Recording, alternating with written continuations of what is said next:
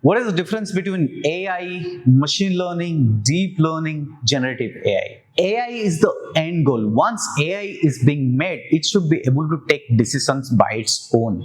And if we add some functions like agents, then it can perform an entire operations like self-driving car by its own. So AI is the end goal. It should be able to perform human intelligence, like how we take decisions. Inside AI, it comes machine learning. Now, what is machine learning? Machine learning is basically tools and statistics part of the AI. What it does is it learns from the data and predicts according to the learning, how it has been learned, it's going to predict accordingly. Now, this machine learning uses supervised, unsupervised reinforcement learning, and deep learning is a subset of machine learning.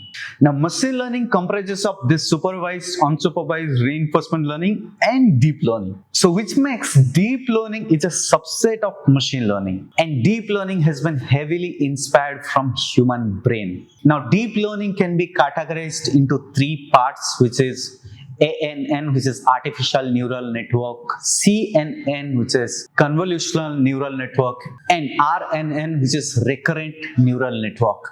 Now, ANN basically deals with structured data, tabular form of data. CNN deals with pictures, videos, those kind of data.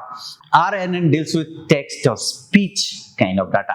But this might have got different names and different purposes, but architecture wise, everything is ANN, which is artificial neural network. How does it work? It got nodes, like how human brain got neurons, got nodes. So it takes the input together. There is an input layer, there is an output layer, and in between there are hidden layers. There can be one hidden layer, then can be multiple hidden layers. You can see the picture how this looks like. So there are a lot of computation happens inside, and once the data is being processed, then the output that we get, and that's how the machine is being trained. If you're going to talk generative AI, that comes this part of the deep learning, which is RNN, which deals with text or speech. Text or speech means how we talk, how we write, humans write. How we talk is sequential. We finish one line, then one line, then one line, and every line is connected, and that is how RNN works. It works cell by cell. One cell is being performed, then the output of that cell is being carried to another cell, and that output will be carried to another cell, and it has a hidden memory. Because of the memory, it processes the output of one layer to the other and one layer to the other. But the problem here is, if the context is long, this is not going to perform well because memory can get full. And this problem generates a concept called transformers, which is the backbone of current LLMs that you see everywhere. This is a paper published by Google.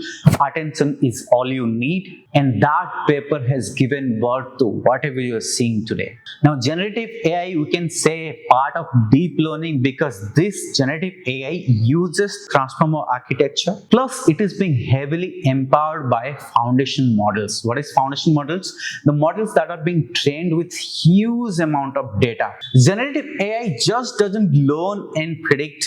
Rather, it analyzes the underlying pattern of data and creates entirely new data. Now, that is the basic introduction of what we're going to learn. Future episodes will be in more details. So subscribe and stay tuned to learn more and grow together.